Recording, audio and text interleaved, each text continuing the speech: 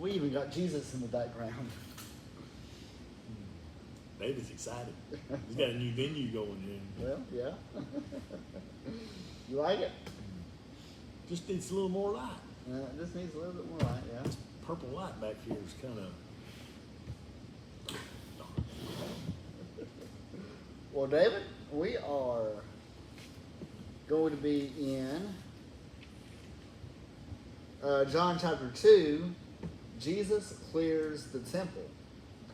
And what comes to mind when you hear that story? Because that's studying it this week.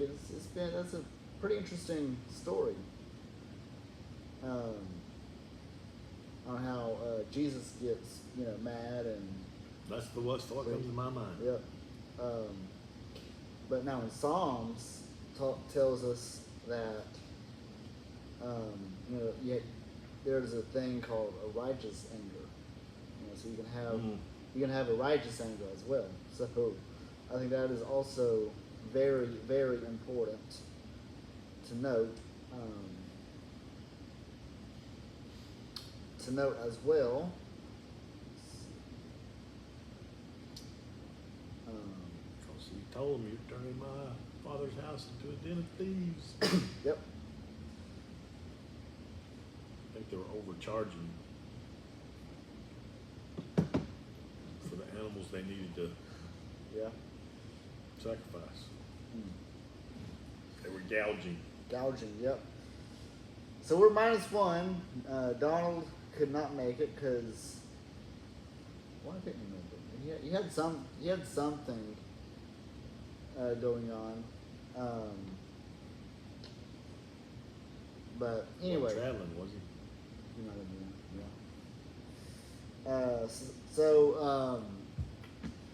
There we go. We're having technical difficulties. Always. Okay, so Playing musical chairs over here. Well, David, would you like to read John chapter 2, verses 13 through 22? Okay, now the Passover of the Jews was at hand, and Jesus went up to Jerusalem, and he found in the temple those who sold oxen and sheep and doves and the money changers doing business. And he had made a whip of cords. He drove them all out of the temple with the sheep and the oxen and poured out the changers' money and overturned the tables. And he said to them who sold doves, take these things away. Do not make my Father's house a house of merchandise. Then his disciples remembered that it was written, zeal for your house has eaten me up. So the Jews answered and said to him, what sign do you show us since you do these things? Jesus answered and said to them, destroy this temple, and in 3 days I will raise it up. Then the Jews said, it has taken 46 years to build this temple, and will you raise it in just 3 days? But when he was speaking at the temple of his body, therefore when he had risen from the dead, disciples remembered that he had said this to them, and they believed the scriptures and the word which Jesus had said. So Jesus being, perfect, he's kind of had it all figured out. But, again, I have to reference the book of Psalms. I was looking for it just then. It was early in Psalms to where it says, you got to have a righteous anger. There's a right way to do something. There's a wrong way, of course. Let's see if I can find it. But it just goes to show you that even Jesus got You know, even if he's not doing, I mean, acting violent. You know, like turning over the chairs and of money changers and saying, you know, all that stuff. But also, you know, whenever you hear the name Jesus, the main thing that people think about is, you know, either Mr. Rogers, you know, he's walking around healing people, or, you know, the evil, well, not evil, but the bad things of God. Like, you know, he wants to judge you, and all that. That's the Gideon Bible. That's the mystery. I don't know what version it is. But you know, it's interesting because, you know, Jesus got mad several times in Scripture. You know, but that was the only recorded point and position to where it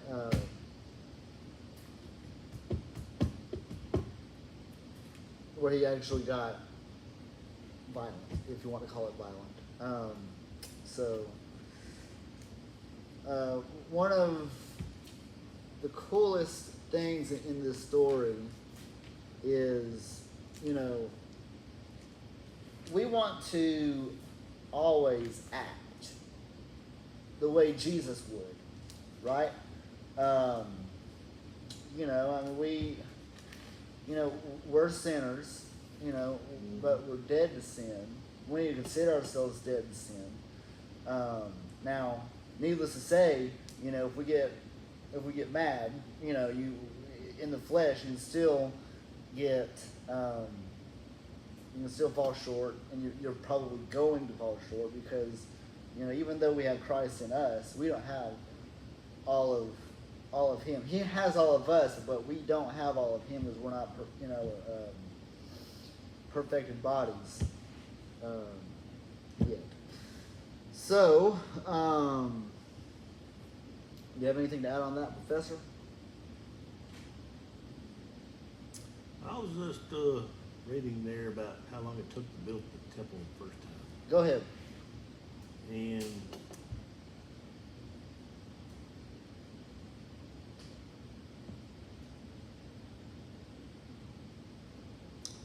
there was going back to Daniel chapter 9. Yeah, go ahead. They divided the 490 years up, and I think what they're telling is the first part of the three sets of numbers, the 490 years, they were given to rebuild the temple. Right. And I've never noticed that before. Right. Well, I don't know if you want to get into Daniel 9 tonight, but and we can if you want. No, that just reminded me that it was split up, they were given so many years to build the temple back. Then they were given so many years, a big lump of years, until the Messiah comes. Right. And then the Messiah was the last 7 years. Yes. It's there. I mean, I know it's there, but it can be. I know people like you like to interject New Testament theology into Old Testament theology. Oh Lord, people like me, what? So we done found here the first part of 490 is mentioned right here. Within 46 years building this temple. I think they were given 49 years. It looks like they come in under 3 years. What will happen to it at the end of doing it? I've screwed that prophecy up, wouldn't it? Well, I mean, I wouldn't say it would have screwed it up or messed it up. You know, I would probably say that it's more along the lines of, I mean, you know, if it didn't work out at that point, it's going to work out in another way, you know. But that's just my opinion. Well, it was taking 400 years to build a temple, man. Yeah. You just said it took 46. So. Right.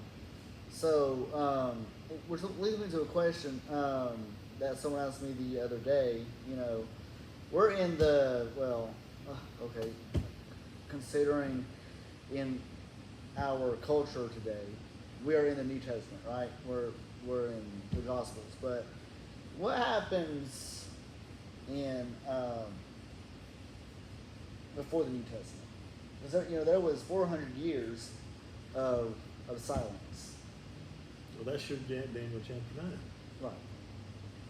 But what happened in that 400 year It period? was 400 and before Jesus came at 483. 483, Well, first off, they went back and built the temple, built back Jerusalem, and you set up the kingdom.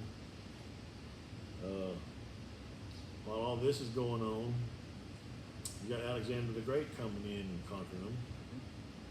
And then when he dies, you have Alexander's empire split among his 4 generals. And the most common two that kind of warred against each other was the Ptolemies and Seleucids.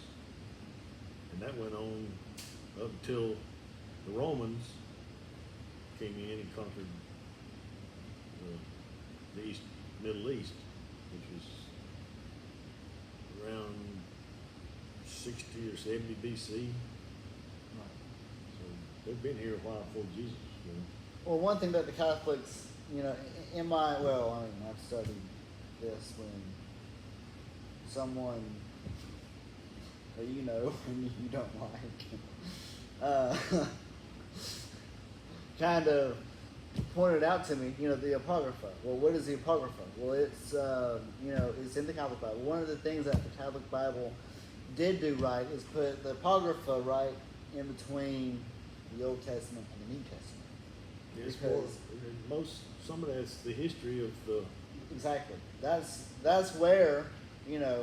the answer that I came up with, Well, correct see- me if I'm wrong, that's the answer, the Apocrypha in the Catholic Catechism. Well, is- actually, you don't need that to know that Daniel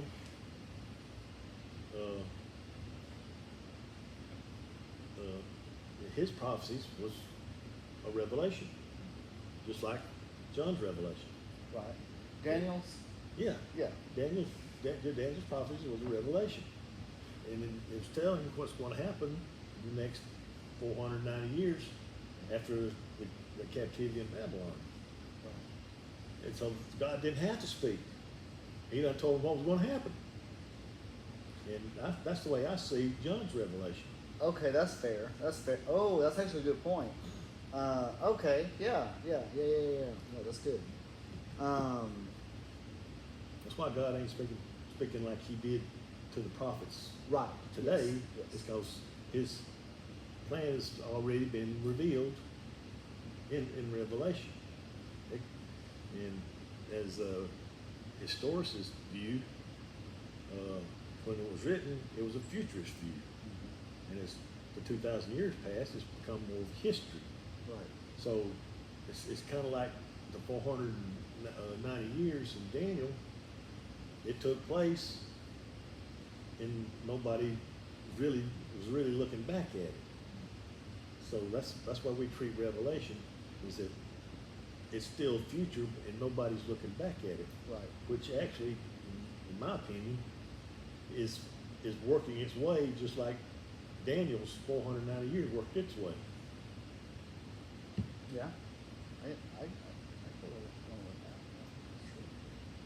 It's called the quiet years in my book. yeah. No big to do going on. It won't happen until Jesus comes back. Right. Yeah. Yeah. That's true. Which kind of leads us into the next part. Which I just think it's also the whole book is fascinating. But we're about to be introduced to Nicodemus, which, funnily enough, was at the temple. Well, you got to remember now, Nicodemus and Jesus met Jesus at night in the dark. Yeah, that's true. Remember why? Because Nicodemus didn't want to see by his fellow Pharisees. Oh. He was talking with Jesus. You know. That's been a little hypocritical. Yeah. Nicodemus still still is on the edge. You don't know which way to fall. You know, I was about to ask you what was some of his weaknesses and mistakes. I think that kind of takes the cake, right? I Well, he mean, wants to believe because he's seen what he's done, Yeah. but yet he feels the pull of Judaism in his position. So that's I'm still going to work my way to heaven through works. Right. But Jesus corrects him though in verse 16. Well, when we get into it, you're going to see that the first 10 is dealing Oh no. With the G's, right? with the elect. With the elect. Okay. And we'll get into that in the next session. But let's get into it. John chapter 2. Finish verse chapter 2 about it, and I'll go into chapter 3. And if you have anything to comment on chapter 2 in its whole, go ahead. Well,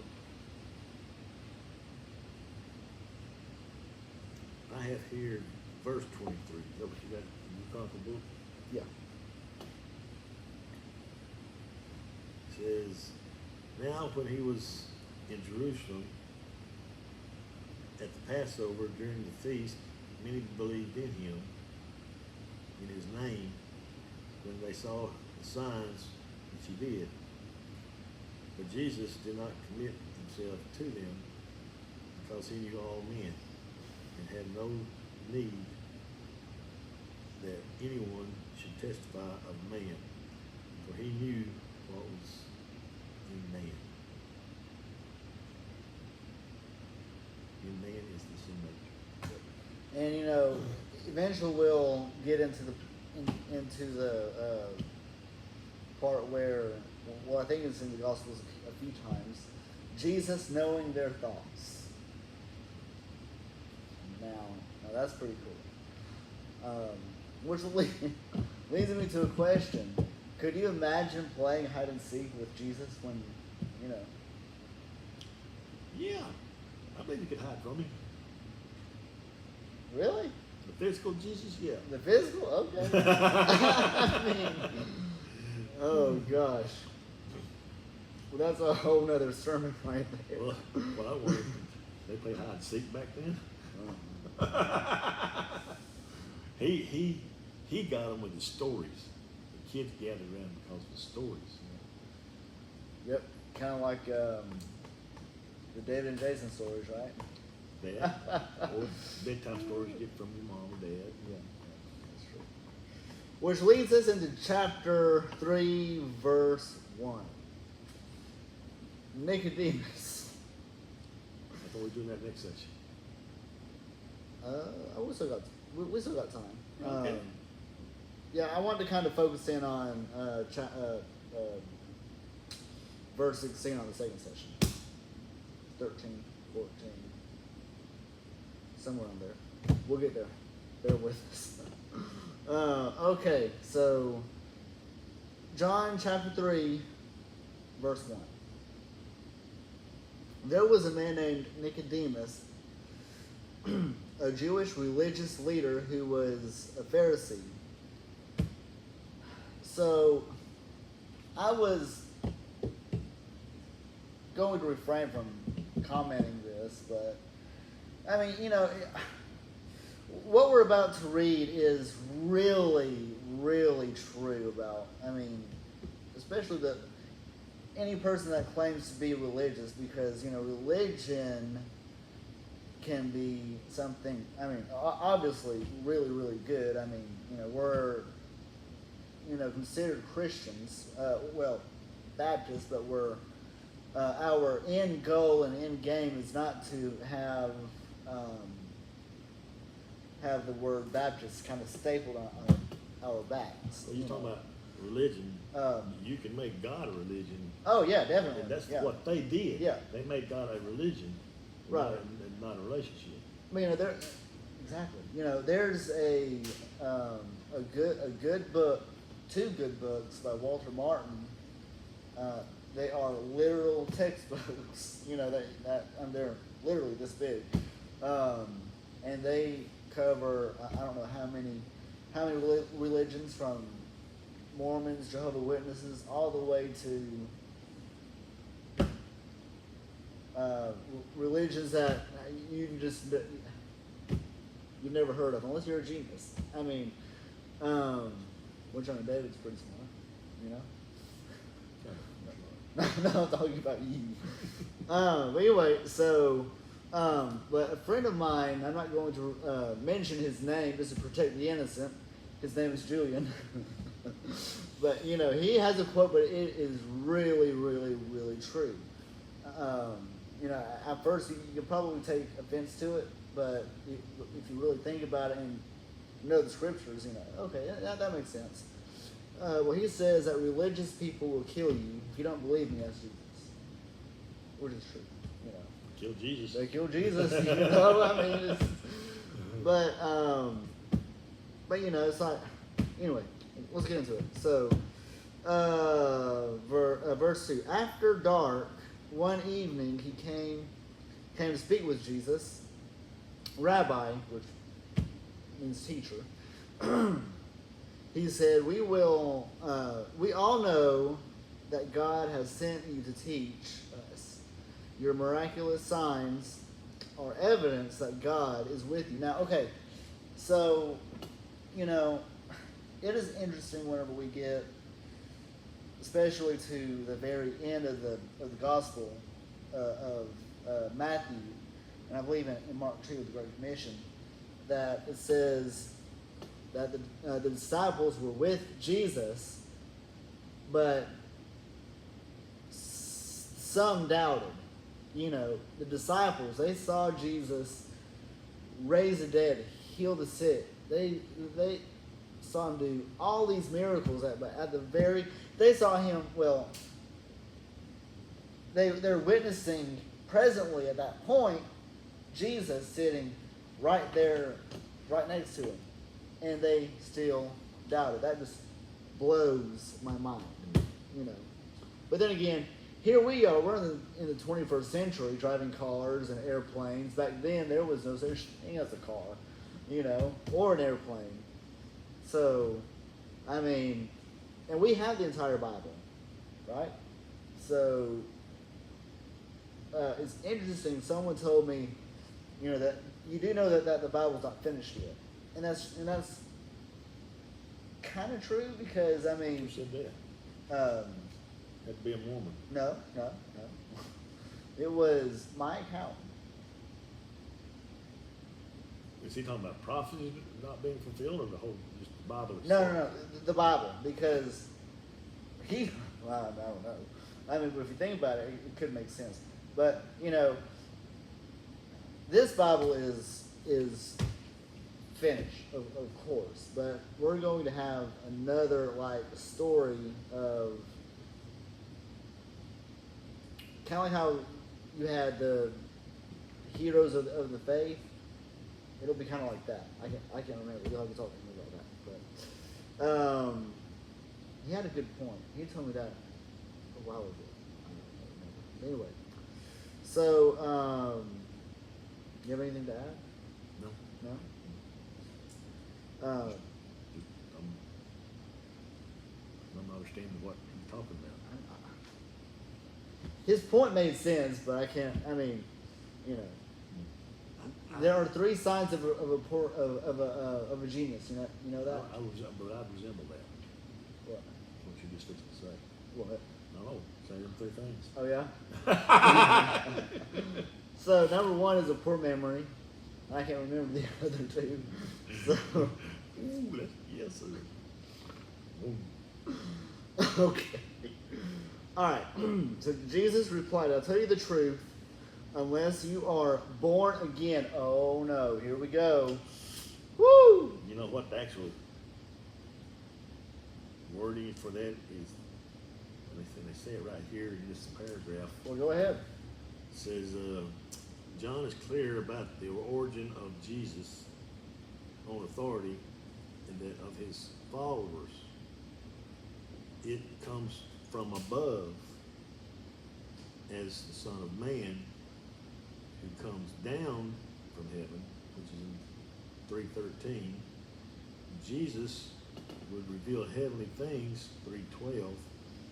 Likewise, his followers knew about these heavenly things, for they had been born again or from above. After Jesus had left Jerusalem, John the Baptist emphasized this same point during a controversy with Jewish leaders, 3:22-36. So it's being born from above, Right. and so that puts man in a situation to where his salvation can say, well, how am I going to get born from above? I can't get there. It has to come to me. Right. And in Reformed theology, that's saying that God has to come down and get you, Right. and you can't meet him halfway, That's true. because there's no way you can climb up there. So if you're being born again, you're being born from above. Right. And when there's more evidence of that being when you start getting into the 4th, 5th, 6th, 7th, 8th, 9th, 10th verse. So I want to make a comment so bad right now, but I got to save it for here in a few minutes for the next session. But remind me, because I'm afraid I'm not forgetting. So so unless you are born again, you cannot see the kingdom of God. What do you mean? Exclaimed Nicodemus. How can an old man go back into his mother's womb and be born again? And we will answer that question in the next session, because I got to go team. Told him that. I know. But anyway, yeah, we're almost 30 minutes. I hope. Hey, this live stuff, you can't edit it, but it's okay. And they're still listening to you. I know. Can't edit it. Are we still alive? We're still alive. I don't have my mouse tonight. But anyway, you gotta cut it off. yeah. He's So, cutting us off. so we'll be right back here in a few minutes, and He's gonna bring you water. yeah. He's gonna bring you water. So, bye. We'll see you in about what? 5 minutes? 10 minutes? Yes, about 5, 10.